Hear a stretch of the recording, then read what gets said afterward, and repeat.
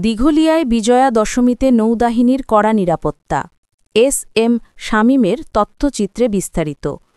খুলনার দিঘলিয়ায় আজ ২রা অক্টোবর সনাতন ধর্মাবলম্বীদের সর্ববৃহৎ ধর্মীয় মহোৎসব শারদীয় দুর্গোৎসবের বিজয়া দশমী উপলক্ষে দিঘলিয়া উপজেলায় নৌবাহিনীর, দিঘলিয়া থানা পুলিশের এবং আনসার বাহিনীর কড়া নিরাপত্তা ব্যবস্থা গ্রহণ করা হয়েছে।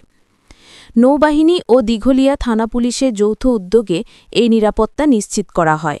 সকাল থেকে সন্ধে পর্যন্ত প্রতিটি পূজামণ্ডপ ও গুরুত্বপূর্ণ স্থানে মোতায়েন ছিল নৌবাহিনীর বিশেষ টহল দল। উপজেলার বিভিন্ন পূজামণ্ডপে পূজা অর্চনা, সাংস্কৃতিক অনুষ্ঠান ও দেবী বিসর্জনকে ঘিরে হাজারো ভক্ত সমবেত হন।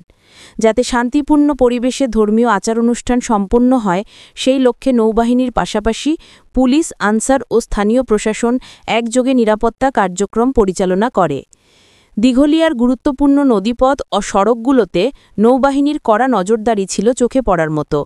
পাশাপাশি মণ্ডপগুলোর প্রবেশপথে নিরাপত্তা চৌকি বসানো হয় এবং সন্দেহজনক ব্যক্তিদের তল্লাশি করা হয়।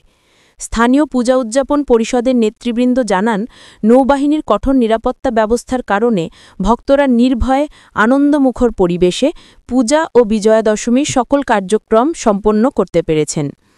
দিঘলিয়া উপজেলা প্রশাসন সূত্রে জানা যায়, সুষ্ঠু ও শান্তিপূর্ণভাবে শারদীয় দুর্গাপূজা সম্পন্ন করতে প্রশাসন সর্বোচ্চ সহযোগিতা প্রদান করেছে।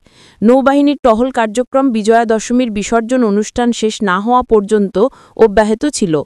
বিজয়া দশমীর দিনে দেবী দুর্গাকে বিদায় জানাতে ভক্তরা আবেগঘন পরিবেশে শঙ্খধ্বনি, উলুধ্বনি ও ঢাকঢোলের তালে তালে মায়ের বিদায় দেন।